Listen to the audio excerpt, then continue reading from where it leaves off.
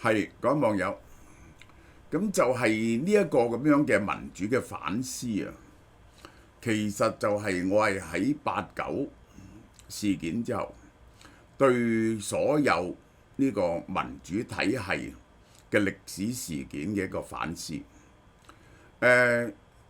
上一集我已經講咗一啲疑問出嚟，呢一集咧係提出更多嘅疑問。個疑問咧就係我發現咧，原來民主你建立一個民主政府咧係非常艱難嘅喎，係一次過轉成民主咧係得一笪地方嘅啫，係美國一笪地方嘅啫，就係美國。其他嘅民主咧就一係咧就人哋授予嘅，授予咧就係經過訓練，然後咧就係由嗰個宗主國教導你進行民主，咁咧就即係好似澳洲、紐西蘭、加拿大呢啲咁嘅地方啊。如果爆發革命而建立民主，而家民主可以維持到呢，真係非常之困難嘅一件事嚟嘅啊！咁呢個就係我用咗整個歷史嘅緯度去睇，又用個全世界嘅角度去睇，去到呢度呢個89週，我先至對整個民主體制作出一個反思。好啦，未講呢個之前呢，先簡單啲講講啦。有一個月啊，我哋呢隻 Q10啊，就係用即係激活你嘅粒線體啊。粒線體咧就係我哋嗰個身體入邊嗰個 engine 嚟嘅，其實係將嗰啲將你食咗落去嘅嘢化為能量嘅。呢個係非常重要嘅，你繼承自你阿媽嘅。咁咧就個食咗之後咧都話非常充滿活力啊。咁所以咧就買到斷晒市嘅。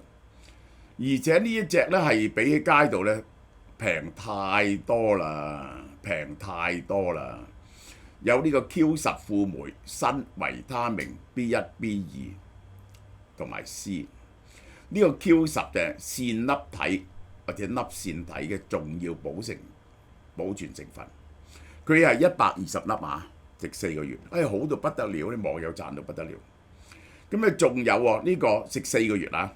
Form Bio 護肝素就係30粒，呢個咧又係好多人中意嘅，因為呢隻原來咧又係好過街道嗰啲好多又好平，兩個一齊咧本來870蚊，而家呢個月超特價，我又嚟翻一批俾大家，598蚊啫，食4個月。你食完咧，我家姐咧就話咧，佢未食之前咧就只可以跳1個鐘頭舞，而家可以跳3個鐘頭舞，仲可以打乒乓波，呢個咧就好緊要。斷咗貨再翻嚟，好啦。喺呢一個美國大革命之後，我數一次啲革命俾大家聽先。跟住落嚟呢，就1789年至1799年嘅法國大革命。咁結果大家知係點啦？就係俾拿破崙就控制咗啦，就稱帝啦。好啦，然後呢，歐洲係發動咗2次嘅革命，一波呢就1830年。係推翻咗又推翻咗呢個法國皇室，但係結果咧又揾法國皇室第2個人翻嚟咧，就係做法王啊。結果咧1848年咧，佢又俾人哋推翻咗，呢個就係結果。呢一次全歐洲發動嘅革命咧，唯一留落嚟，其他地方都俾人鎮壓晒，就只有呢一個法國。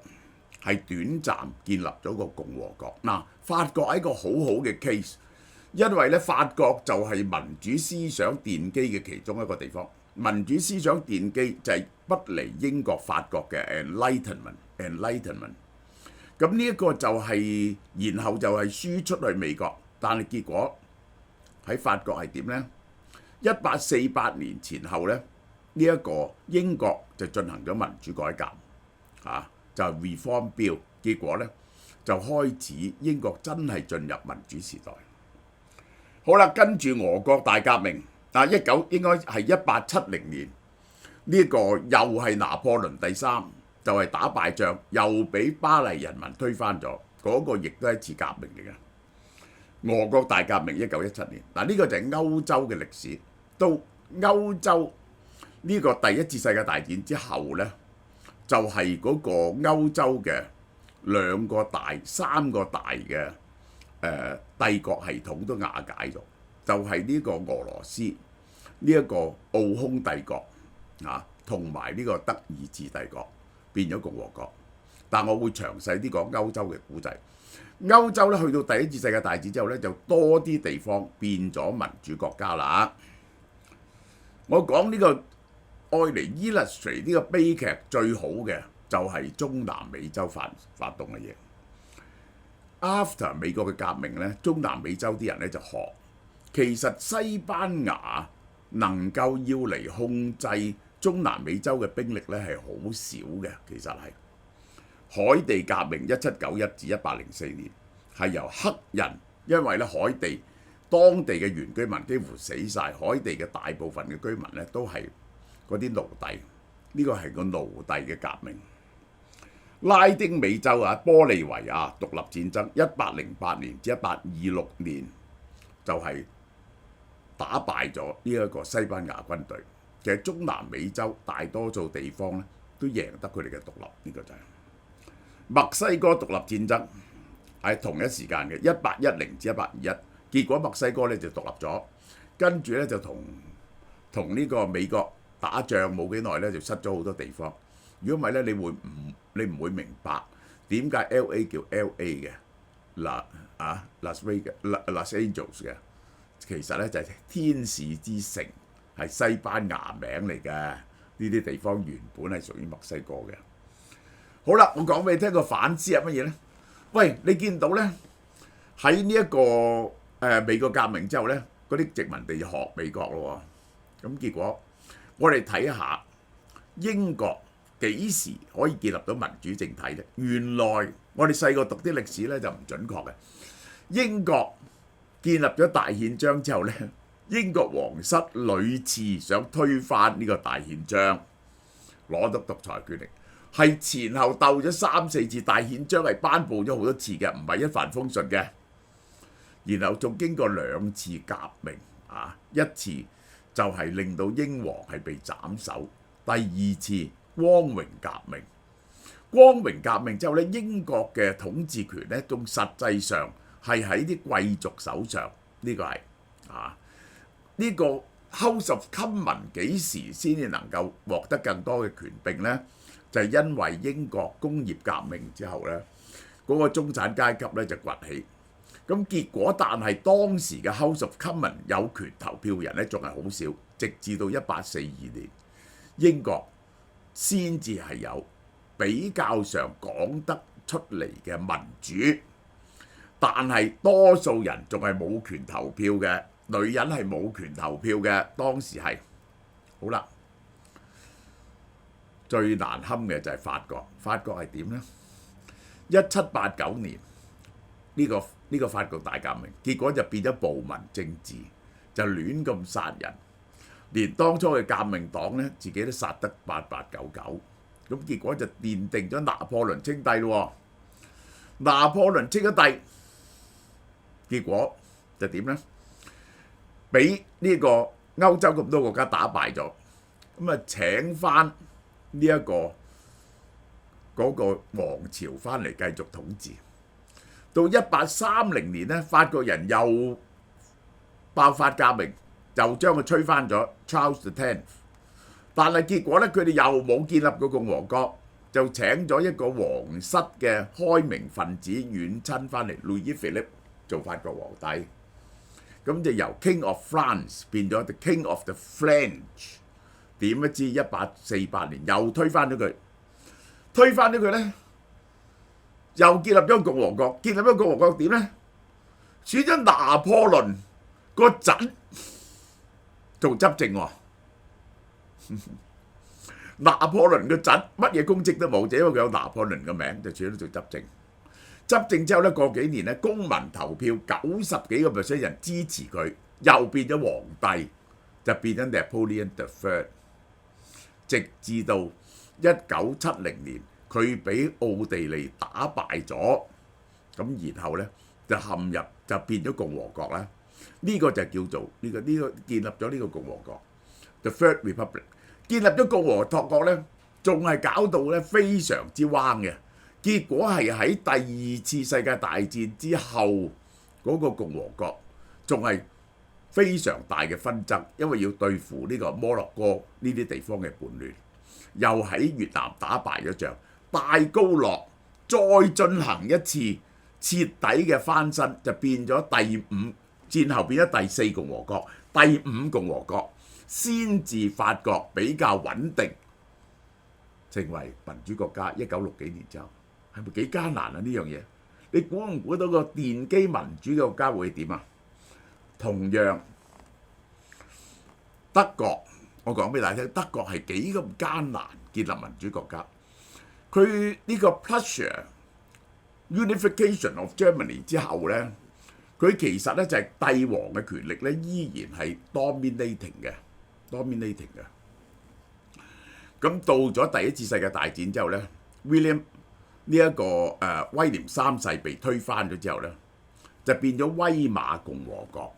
威瑪共和國呢就出名大鑊㗎啦，就係有史以來最大嘅通貨膨脹。結果就係俾呢個希特拉攞到28%嘅選票。其實咧佢係變咗第一大黨，就因為咧世界經濟大衰退，咁咧就係佢其實咧其他人夾埋咧就唔會一定多票過希特拉嘅，但係唔係有條友咧就自作聰明，就叫興登堡咧就揀希特拉做總理，因為覺得希特拉咧呢個人係白痴嘅，好容易控制。點不知希特拉咧一上咗去之後咧，佢就用鐵本嘅手段對付其他人，而冇幾耐咧，興登堡咧就死咗，希特拉就變成獨裁者。喂，德國就咁，整個歐洲咧，我可以話俾你聽，搞咗由法國大革命到而家，搞咗130年咧，仲有國家係獨裁國家嘅，就係白俄羅斯，呢個就係最後一個徹底嘅獨裁者。其他國家係要經過第一次世界大戰、第二次世界大戰屢次嘅失敗，然後先至建立到一個穩定嘅民主嘅國家。咁呢個係世界文化嘅先驅，就係歐洲，結果係搞成咁。中南美洲仲大鑊。1790幾年海地革命，海地而家仲係一塌糊塗，係幫派統治。整個中南美洲咧，佢就不定徘徊於一係咧就係獨裁者，一民主選舉咧佢就變咗民粹，民粹咧結果又俾啲軍人推翻咗，又翻去右翼，右翼咧就選舉完到選舉咧好容易又變咗左翼，搞嚟搞去，中南美洲係足足搞咗250年啊！中南美洲。有邊個地方係一個穩定嘅民主國家呢？咁嘅呢個而家咧智利呢幾十年咧就好啲啦。阿根廷仲係非常之混亂啊！呢一個巴西係唔係一個穩定嘅民主國家呢？可以係嘅，但係經常都走向民粹左翼。好啦，去到呢度，我哋又睇翻近世紀發生咩事。呢個幾次嘅民主浪潮啊，包括咗蘇聯嘅瓦解。蘇聯嘅瓦解呢，結果分出嚟啲國家呢，就係喺東歐嗰啲國家呢，就變咗民主啦。但係俄羅斯拆出嚟嗰啲國家呢，都係非常之嚴重。白俄羅斯係獨裁嘅，烏克蘭呢就貪污到不得了，格魯吉亞呢又係即係非常唔成體系。中亞五國咧又係唔係民主國家咧？呢啲咧都係成好大嘅疑問嘅，第四波民主浪潮，即係嗰啲中東之春啊，嗰啲咁嘅國家咧，好多國家either陷入內戰或者陷入混亂入邊。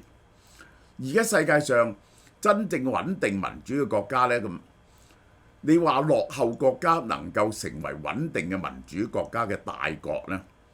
就只係得一個，就係印度。印度自從呢一個英國佬走咗之後咧，1950幾年到而家咧，佢仲係一個穩定嘅民主國家。雖然曾經試過軍事戒嚴，睇晒歷史上所有嘅教訓，中國係點呢？中國1911年辛亥革命，嗰陣時已經係講民主噶咯嚇。咁呢個講民主結果呢，就係去到結果選咗呢個正式嘅總統出嚟就袁世凱。袁世凱呢又意圖稱帝，又俾人推翻咗。然後北洋政府出嚟呢，又整個張勳復辟，拱翻稱帝出嚟，又稱帝。然後呢，就蔣介石國民黨打贏咗之後呢，就國民黨呢就訓政。即係教你哋點樣做民主，咁結果就陷入內戰啦。咁毛澤東就高舉民主啦，結果而家搞成點？你哋知道啦，咁樣。好啦，我哋睇另一個國家，自己控制自己命運嘅就係日本。日本明治維新，咁呢就係嗰啲長老政治。佢表面呢就有議會，但係其實啲長老呢就話晒事嘅。咁去到長老政治之後呢，到咗大正，即係明治天皇個仔繼位嗰時咧，就開始似乎有啲政黨嘅選舉嘅現象。點不知咧就經濟大衰退，經濟大衰退咧，啲軍人咧就抬頭，嗰啲少壯派軍人走去殺嗰啲首相都可以俾佢哋殺死喎。咁結果咧就變咗軍國主義，結果咧就搞到一鑊粥，整個日本咧。就所有嗰啲民主黨派咧，係俾人哋完全係徹底控制晒，結果咧就侵略世界。我只係想講啊，我係睇翻有乜嘢國家係可以轉咗民主之後唔 Q 轉翻去獨裁。即係如果民主一樣好嘢，點解轉咗民主你又轉翻獨裁呢？世界上只係得幾笪地方嘅啫，原來只係得英國統治過嘅地方。然後先可以成功地由殖民地變成民主，一次過唔翻轉頭，就係加拿大、澳洲、紐西蘭馬來西亞算唔算咧？都係英國統治過嘅地方，雖然有啲反覆，仲係可以。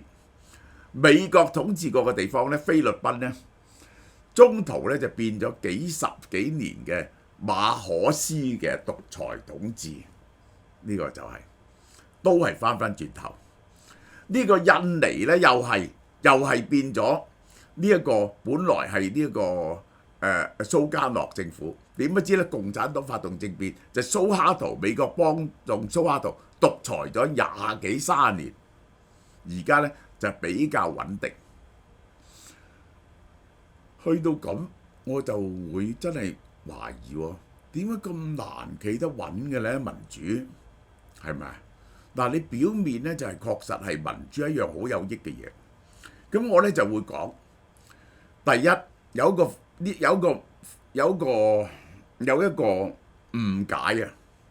嗰啲人成日拎出嚟駁嘅咧，就話咧民主政府嗱，你進行民主咧，好多人都出嚟咁講，個經濟咧就會好。呢個咧民主係咪會令到經濟好呢？我嗰個最好笑嗰個哈佛大學嘅博士，我嘅校友低過2屆係 Michael Queen，竟然拎呢樣嘢喺呢一個聖保羅書院120週年嗰時拎出嚟質問。從來冇人話過民主一定會達到經濟發展嘅。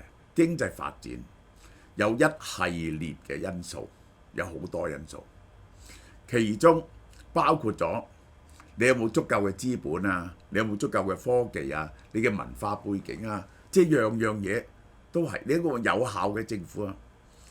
民主政府，如果你真係有個真正嘅民主政府，佢就只不過係有一個優點。個優點呢就係呢啲人民嘅意見呢，就通常會接受、尊重啲，會聽下你嘅意見。歷史證明有啲人呢都有 argue，民主政體有3大好處係不能否認嘅。第一，歷史上呢原來咁嘅，獨裁國家會同獨裁國家打仗，即係等於呢希特拉會同呢個史太林打仗，民主國家會同獨裁國家打仗，英國會同希特拉打仗，英國會同阿根廷打仗，因為阿根廷係軍人政府，呢個就係但係歷史上你揾唔到一次大型嘅民主國家同民主國家打仗。英法係世仇喎，但係兩個國家變咗係民主之後呢，佢兩個國家唔打仗，就夾埋呢，就打德國。你知唔知呢個係英國同美國1812年之後呢，呢個英國轉埋民主咧，英國同美國冇打過仗喎。主要嘅民主國家呢，係互相冇打過仗嘅，呢個係所以。民主國家唔同民主國家打仗，民主國家會同獨裁國家打仗，獨裁國家會同獨裁國家經常打仗，所以獨裁國家嘅打仗一定多過民主國家，呢個就係得到係咁樣嘅結論。第二呢，就民主國家呢，如果你真係你除非徹底推翻咗嗰套民主制度，如果唔係民主國家呢，就係佢嗰個換嗰個領導權嗰陣時咧，係冇咁混亂嘅。8年選完就第二個上台，咁咧就唔需要咧就經過內戰啊，或者政變啊，或者去整肅人啊。所以政權嘅更迭咧係個代價咧就比較少嘅，係第二個好處。第三個好處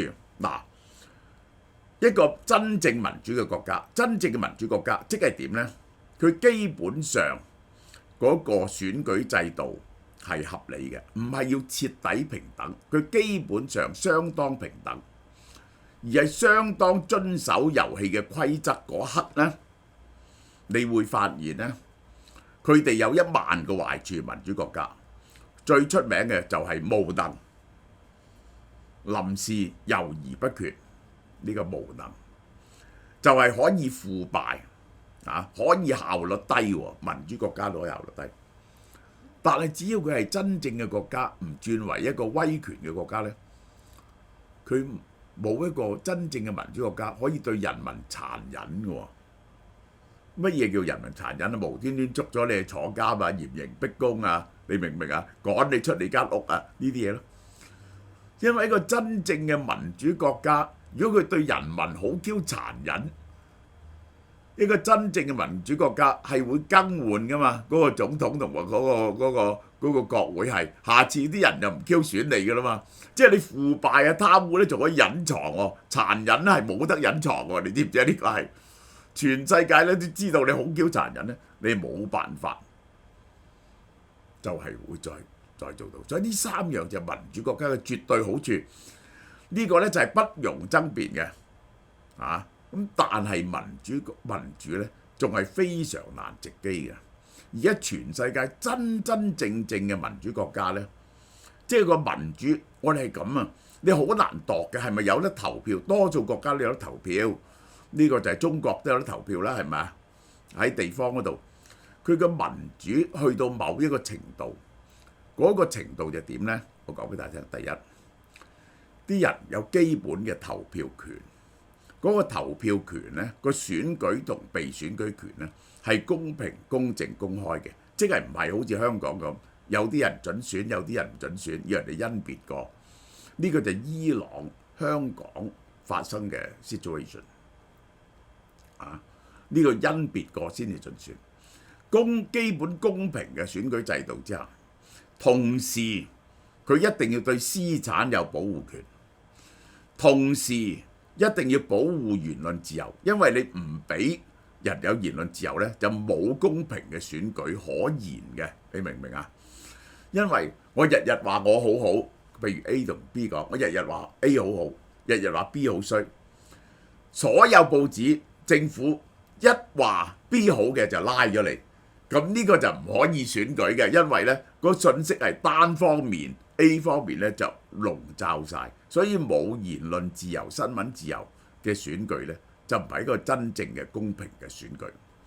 唔可以去買票足夠嘅信息、足夠嘅換代，呢啲嘢基本上存在。我哋認為呢個係一個基本上民主嘅社會。